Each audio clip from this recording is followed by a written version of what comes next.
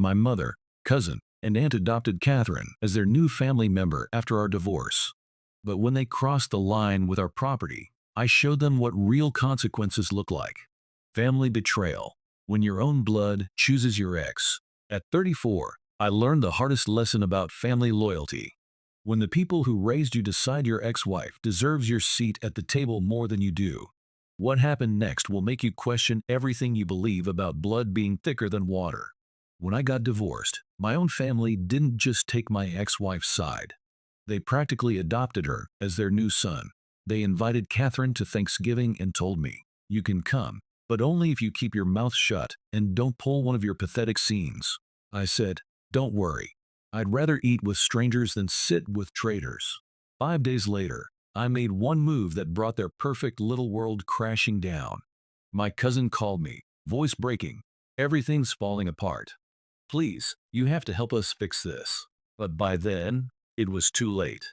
I'm sharing this because I'm honestly still processing the rage, and I want to know if I'm the only one who thinks this level of family betrayal is completely insane. If you've ever felt like your own blood put you on mute while they celebrated someone else in your place, you'll understand every word of what I'm about to tell you. I'm not using a throwaway account because, frankly, I'm done keeping the peace. Done protecting people who threw me away like yesterday's newspaper. For context, I got divorced about 18 months ago. It wasn't exactly shocking, more like watching a slow-motion car crash you saw coming from miles away. My ex-wife Catherine and I lasted almost 7 years together. I'm not going to sit here and pretend it was all her fault, because that would be a lie. I can be brutally direct. I'm not the type who wants to spend 3 hours dissecting every emotion and feeling. And yeah, maybe I lean too heavily into sarcasm when things get tense. Catherine's whole thing was needing everyone to adore her. She would literally contort herself into impossible shapes, trying to be the perfect person in every single situation. Marriage plus those personality traits? Not exactly a recipe for lasting happiness.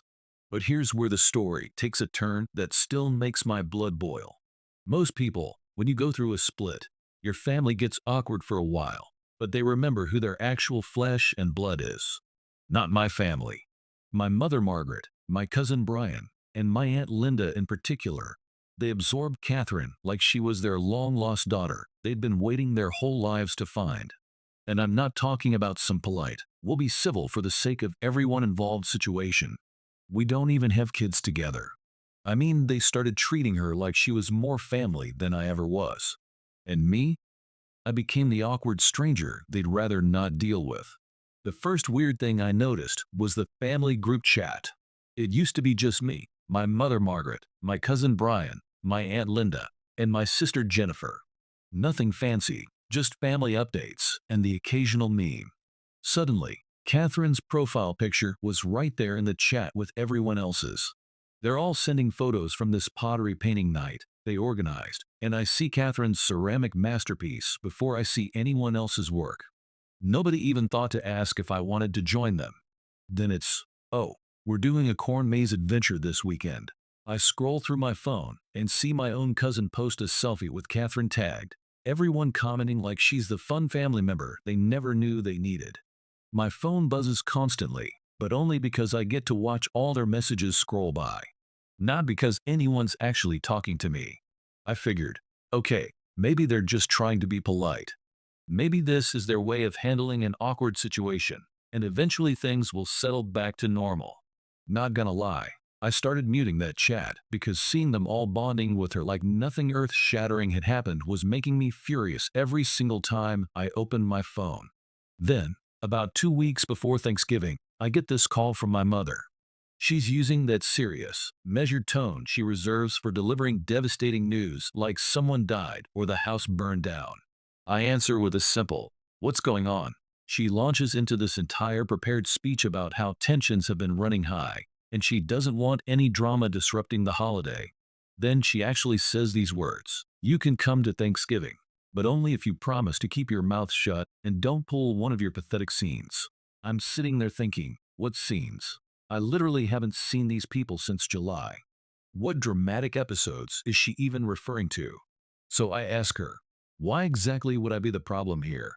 Her response floored me. "Well, You know how you get. You always have to start arguments, and Catherine just wants everyone to get along peacefully. I actually laughed out loud. So Catherine's definitely coming then? Of course she's coming. She's family now, and she's been such an incredible support to all of us during this difficult time. Support how exactly? That's when my mother got really defensive. Started this whole rambling explanation about how Catherine's been helping her with household projects, being available whenever she needed someone to listen to her vent about me not calling frequently enough, bringing over home-cooked meals when she was feeling overwhelmed. She literally said, Catherine's thoughtful and caring, unlike you. At that point, I was completely done with the conversation. I'd rather eat with complete strangers than sit at a table with traitors, I told her. She hung up on me. Just straight up ended the call mid-sentence. Not that this was anything new, she's been slamming phones down on me since I was 12 years old. It's her signature move when she doesn't want to engage with reality. I texted Brian afterward, hoping for some clarity. Are you seriously okay with this situation? His response was a masterpiece of deflection. Don't make everything about you. Catherine's been through a lot too. Like, what exactly have I missed? Did I die and nobody bothered to inform me? Trying to get some actual answers, I ended up calling my sister Jennifer. She's the only family member who doesn't treat me like I'm completely invisible, but she's so exhausted by all the family drama that she barely gets involved anymore. She said, Look, Catherine's just easy to be around. She bakes elaborate desserts. She volunteers to help with everything. She makes everyone feel like they're walking on sunshine instead of eggshells. Then she added, You know how Mom is. You two always clash because she likes people who constantly tell her she's right about everything. You never did that. Catherine does.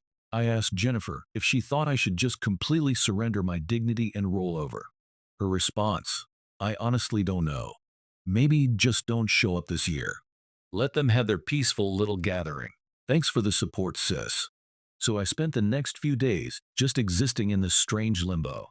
I kept getting group chat notifications that felt like psychological torture. Catherine's making 3 different types of pies from scratch. Catherine's helping Linda reorganize her entire garden shed. Catherine's patiently teaching my mother how to use her new smartphone. I'm not even angry at Catherine, honestly. She's just doing what she's always done, making herself indispensable by being helpful and sweet and letting everyone dump their emotional baggage on her without ever pushing back. My family, though? That's a completely different story. I think the reason they gravitated toward her so completely is because she's genuinely effortless for them to deal with. She never calls anyone out when they're being unreasonable. She never pushes back when someone's clearly in the wrong. She'll literally sit through a 2-hour rant about how Brian's ex-girlfriend allegedly stole his expensive blender, and she'll respond by showing up the next day with fresh banana bread. Meanwhile, I'm the one who speaks up when my mother says something completely out of line. I tell Brian to stop whining about problems he created for himself. I don't pretend everything's fine when it's obviously a disaster. So yeah, I guess I'm the difficult one. But at least I'm authentic instead of performing some elaborate people-pleasing act. Thanksgiving Day arrives, and I'm sitting alone in my apartment, mindlessly scrolling through social media. That's when I get a Snapchat story from Linda. The whole family around this beautifully set table, Catherine positioned right in the center, holding my mother's hand, everyone beaming like they're in some heartwarming holiday commercial. I can actually see my usual spot at the table. It's just empty. Not even subtle about it. That's when it really hit me. I'm not family anymore. And apparently, that's perfectly fine with everyone. If they want to choose Catherine over their own blood, that's their decision to make. But I'm not going to just sit there and take it quietly. I'm not going to let them act like I never existed, or like I'm some villain in my own life story. I started making a detailed list in my phone's notes app. Every single time Catherine had helped my family with something that used to be my responsibility. Every time they asked her to handle something I used to take care of. Every time my mother let her manage family business that should have been kept within actual blood relatives. I wasn't entirely sure what I was going to do with this evidence yet, but documenting everything felt like the first step toward reclaiming some control. I wasn't about to let them just erase me from existence. I'm not going to be the guy who sits home alone every holiday while my ex-wife gets to play the role of beloved family member. If they want a battle, I'm about to give them one they'll never forget. After that Thanksgiving disaster, I started noticing things I'd probably been ignoring for months. When you're suddenly the outsider looking in, you start seeing all the subtle ways you've been systematically replaced. There's this phenomenon where once you're labeled as the problem person, you become hyper-aware of every little slight, every casual exclusion that you might have brushed off before. I'd get the occasional text from Brian about random family updates, but then I'd see on his Instagram stories that Catherine was hanging out at my mother's house, bringing homemade soup like she was the dutiful daughter, not just a visitor. She had her own coffee mug at my mother's house now. That was new. She never even drank coffee when we were married. She was strictly a tea person. My cousin posted this video of Catherine showing Linda how to program her new smart TV, acting like she practically lived there. My aunt had Catherine on speed dial for tech support now. It was always Catherine's so helpful with everything, and Catherine has the best ideas for organizing, and Catherine this, Catherine that. I wasn't even a footnote in their conversations anymore. I asked Brian what the deal was, and he just shrugged it off. It's not that deep, man. Catherine's just good with technology stuff. You know, mom's completely hopeless with electronics. Sure, I thought. But she also never called me for help after the divorce. I guess I'm not helpful anymore. Then there was the issue with the family cabin. My grandmother left this property upstate to be shared between me, Brian, and Jennifer. For years, I was the one handling all the utility bills, coordinating maintenance, basically managing the whole property. Not that anyone ever expressed any gratitude for that. I decided to check the cabin group chat after avoiding it for weeks, and it was like stepping into an alternate reality. Catherine was organizing the summer schedule. Catherine had gotten quotes for roof repairs. Catherine was discussing plans to make the place more welcoming and functional. I scrolled back through the messages and realized my name wasn't even mentioned in the discussion about who gets to use the place during the peak July weeks. I literally co-own this property, and nobody thought to include me in the scheduling vote. I texted Brian, "What's going on with the cabin situation?" He brushed it off like it was nothing. "Catherine's just helping out with the logistics. Everyone likes her organizational approach better anyway. You're always too busy to deal with this stuff." I called Jennifer to get her perspective, and she said, "Yeah, I tried to say you should be included in the discussions, but Mom and Linda said it's just easier working with Catherine." She paused, then added, "You know how it is. Mom says you're always difficult to coordinate with, and Catherine just takes care of everything smoothly." I reminded her, "It's literally my name on the property deed." Jennifer just sighed. "I know, but honestly, I'm exhausted from fighting about every little thing." She wasn't even willing to stand up for what was right. She just wanted to avoid conflict. I started asking more questions, but nobody would give me straight answers. Linda just said, "Catherine's been such a blessing to this family. You should be grateful she's helping keep everyone together." My mother's response was, "If you came around more often, maybe things would be different." When I pointed out that she'd invited my ex-wife to Thanksgiving and told me to stay quiet, she just changed the subject. "You always have to make everything about yourself. It's honestly wild." I understand that Catherine's appealing to them because she never says no to anything. She always volunteers to help. She plays the whole "oh, let me take care of that for you" routine perfectly. She did the same thing with my friend group during our marriage. Always made herself the person everyone wanted to invite to everything. But my family, I thought they'd remember who I actually am. Apparently not. They want easy, not honest. Then I discovered something that made my blood boil. My mother had always asked me to help her with online banking, setting up automatic bill payments, managing her digital accounts. After the divorce, I continued helping her for a while, but then she started saying Catherine had everything under control. I found out from Brian that Catherine now has complete access to my mother's financial accounts. Like, full password access to everything I used to manage. I confronted my mother about this. "Are you seriously letting my ex-wife handle your money now?" She got defensive immediately. "Catherine's trustworthy and responsible. You're always so negative about everything. She helps me feel confident about my finances." I told her, "This is an incredibly bad idea." She snapped back, "If you're so concerned, you can come over and help. But only if you can be pleasant for once." I told her I wasn't playing those games. That's when I started seriously keeping receipts, literally and figuratively. Screenshots, notes, everything. Every time Catherine was making decisions about the cabin, every time she was handling family business that I used to manage, every time she was making plans with my family that I wasn't even informed about.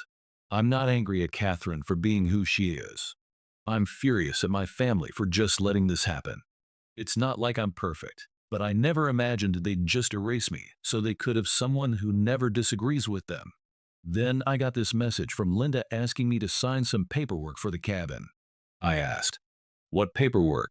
She sent me this document and explained that Catherine was helping everyone set up new automatic payments for utilities, and they needed my information.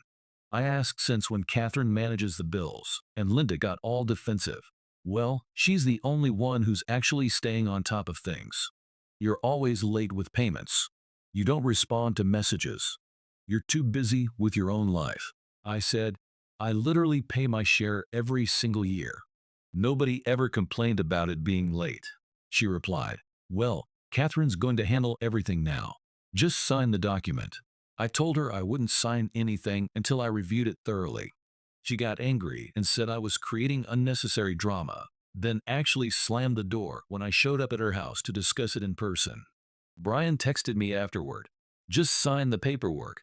Stop making everything so complicated. At that point, I could see where this was heading. Everywhere I looked, Catherine had her hands in something I used to handle. Every group chat, every family event, every financial decision, she was there, and I wasn't. I realized that if I didn't take action immediately, I was about to be completely cut out of everything. Not just emotionally, but financially, the cabin, family accounts, everything. They were going to let Catherine take over completely, and I'd just become the angry ex-family member who disappeared. Not happening. I set up a family meeting. I texted everyone in the original group chat, the one Catherine wasn't part of, and said, we need to have a serious conversation about the cabin, the money, and all the other issues.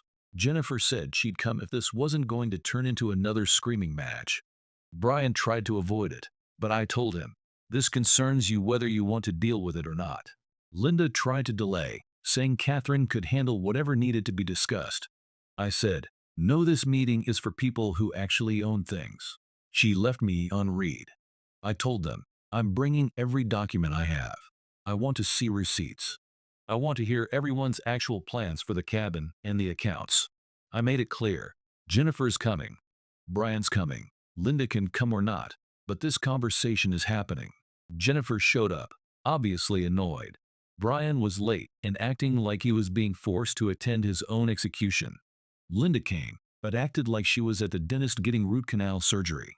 I had everything printed out and organized in folders. I wasn't messing around. I started with the basics. Catherine doesn't own the cabin. She doesn't get to vote on how it's used.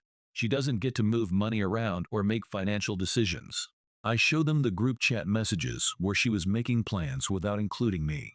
The emails where she was coordinating with utility companies. The screenshots where she was telling people I didn't care about the family. I showed them every single payment I'd made, every time I'd been excluded from a decision, every instance where I'd been treated like I didn't exist. If you want to change how things work around here, you're going to need my signature. And I'm not signing anything until I get some basic respect. Linda exploded. You're completely overreacting. Catherine's just helping because you're never available. I shot back. I'm not available because you treat me like a problem instead of a person. Brian said, nobody wants to fight about this. Catherine just makes everything run smoother. Smoother for who? I asked. Smoother for people who want to pretend I don't exist? Jennifer actually backed me up for once. Yeah, this has gotten really weird. Why is Catherine running everything? Linda said, because she actually cares. You just make everything difficult. The argument escalated quickly, voices rising, nobody backing down. Jennifer slammed her hand on the table. This is our family, not Catherine's. This has gone way too far. Linda stood up and shoved her chair back. I'm not dealing with this. She headed for the door. I blocked her path. You're not leaving. She pushed past me. Don't touch me. Slammed the door behind her. Brian tried to escape too. I stopped him. You're not running away from this. He shoved me. Don't grab me. I'm not your problem solver. I told him, if you want to act like an adult, then handle this situation like one. When things got really heated, I didn't hold back. I told them, if you keep letting Catherine handle money and property that belongs to me, I'll freeze the accounts until we sort this out. I co-own the cabin. I have legal rights. And if you think I'm bluffing, test me. Brian scoffed. You wouldn't screw us over like that. I said, you already screwed me over. So what's the difference? Then Jennifer pulled out her phone and started showing us another group chat with Catherine, one I didn't even know existed. All these messages about how I was too angry and unstable, and they should just handle everything without involving me. She said, I didn't want to get in the middle of this, but it's completely out of control. I looked at Brian. He just shrugged. It's easier this way. I said, easier for you, not for me. So now we're all yelling at each other. Linda came back in and said, if you want to make this difficult, I'll call Grandma's lawyer. See how you like dealing with that. I told her, go ahead. I'll send them everything I have. Jennifer said, can we just establish some ground rules? Can we just agree that Catherine doesn't get voting rights? Brian looked at me. Fine. What exactly do you want? I said, I want you to stop acting like I'm dead and she's your replacement family member. The whole thing was awkward as hell. Nobody was crying, but you could feel how angry everyone was for completely different reasons. Jennifer wanted peace. Brian wanted out. Linda wanted Catherine to run everything. I wanted my life back. I said, bottom line, if Catherine touches another account, signs my name to anything, or tries to make decisions about property I own, I'm taking everything to a lawyer. You want to fight? I'm done playing nice. Brian said, fine. We'll do everything by the book then. Jennifer said, I'm sick of all of you. She left and slammed the door. Linda sat down and refused to look at me. I told them, you created this situation. You chose her over me, and now you get to live with the consequences. I stood up. Brian tried to block my path. I pushed him aside, grabbed my folder, and walked out. I got home feeling angry, but also strangely calm. I knew exactly what my next move was going to be. I wasn't bluffing about anything. They want to play games with money and property. I'll show them what happens when you cross someone who actually reads the fine print and knows their legal rights. It's amazing how quickly people turn on you when you stop being convenient or easy to manage. They want Catherine. They can have her. But I'm not letting her take what belongs to me. Not now. Not ever. After that explosive family meeting, I gave them 5 days. I kept expecting someone to reach out, maybe try to smooth things over or attempt the usual guilt trip manipulation. But nothing happened. Same group chats I wasn't included in. Catherine's name everywhere. Me getting tagged in absolutely nothing. I guess they thought I'd just give up and fade into the background, so they could continue playing house with my ex-wife running the show. But they seriously underestimated me. I started with the cabin. I pulled up every document, the deed, utility bills, the co-owner agreement my grandmother had typed up years ago, everything. I double-checked every single payment I'd made, every signature, every message about repairs and maintenance. I had everything organized so perfectly that even Brian couldn't argue with the facts. What they didn't realize is that you can't just vote a co-owner out of property decisions and hope they stop asking questions. I called the property management office and told them to freeze any new changes. No repairs, no bookings, nothing moves without my written approval. I had them send that directive in writing to everyone on the file. I emailed the family group with a legal notice attached. No warning. No, please understand my position. Just, if you want to use the cabin, you need to communicate with me directly. Catherine's not on the deed. She doesn't get a say in anything. Oh, and by the way, no more helping with bills. All payments need to go through the official account, which I now control exclusively. Then I handled the family financial accounts. I went to the bank and removed my name from anything Catherine had even touched. I called the bank manager, explained the situation, and asked them to flag the accounts for unauthorized third-party access. They said they needed a written request, so I hand-delivered it that same day. My mother texted me later, furious that her online banking wasn't working the way Catherine had set it up.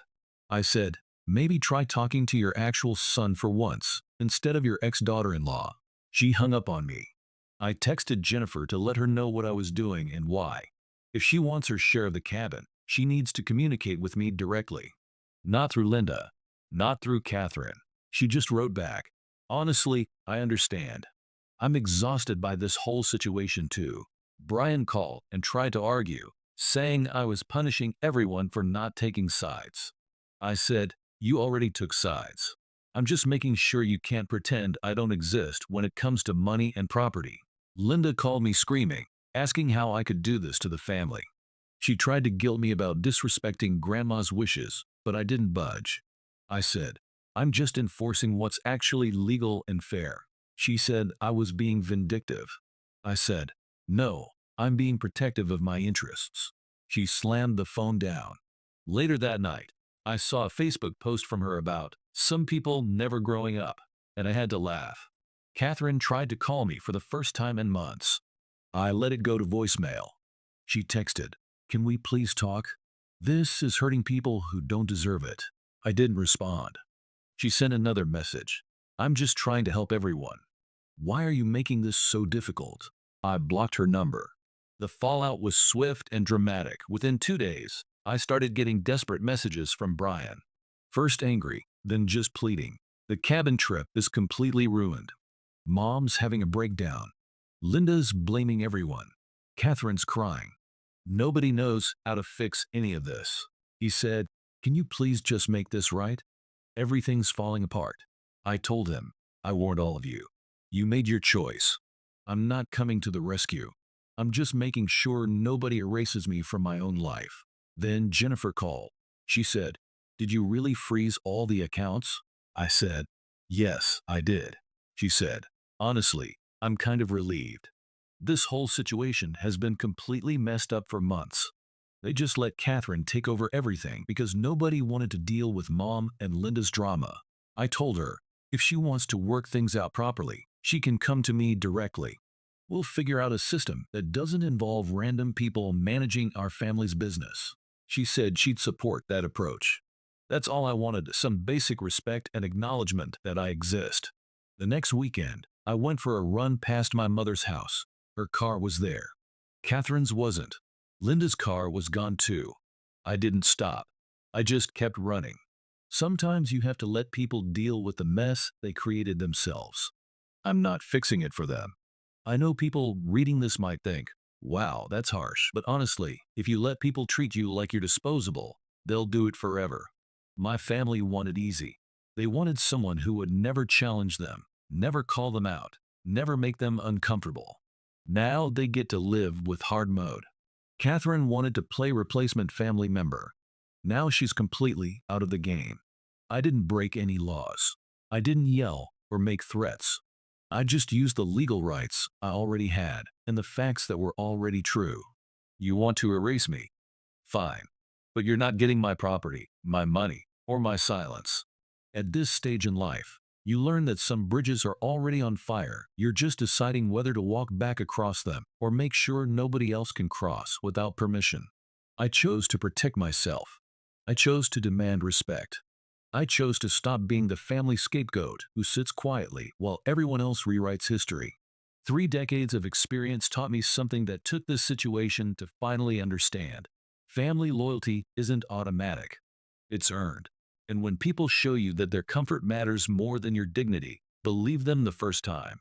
The hardest lesson wasn't that my family could betray me. It was that I had taught them it was okay to do it by accepting their treatment for so long. With the wisdom that only comes from weathering storms like this, I can tell you, sometimes being the villain in their story is the only way to finally be the hero in your own.